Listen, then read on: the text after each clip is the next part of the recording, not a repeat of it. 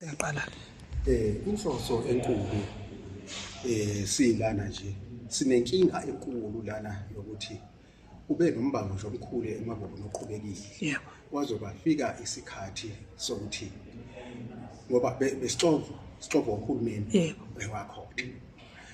Ohamba kwazoba fika la ukuthi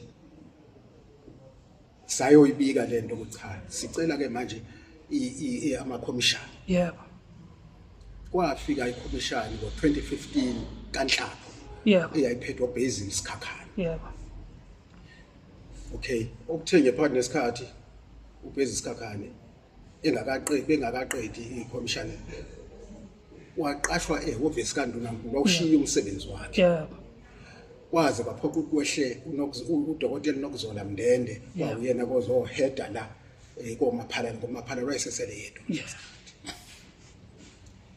Waqhubeka ke emva kwalokho kwangaphinde kwaphuma lutho ke into umphumela lo mbango lona waseMabogweni eMsinga yebo ubanga izindlu zobukhosi zonke zangenelele yebo unendlu eyodwa ke ebhalwe phansi yebo onamanje amaphepha akhona wonke yebo ukuthe gcina ke kwakuthi uhulumeni lokaKhokha bangenelela ngokuthi befuna ukuzofaka indlu engafanelekile bona asiyazi inhloso yabo ukuthi ikuphi ababehlosile ngoba phela akhomango ongenanzuzo yebo sibanga into esobala nje hayi ukuthi sibanga into ecashile sibanga into esobala yebo yebo uzothi ke embangweni ke loyo wobukhosi ke waseMabogweni njengamanje lendlu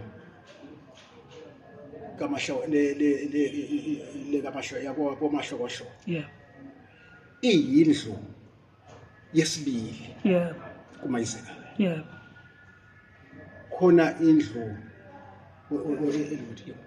uthathele khona yangithi unezindlu ezinhlanu izinhlanu yebo indlu yokuqala ayibusi yebo indlu yesibili ngicela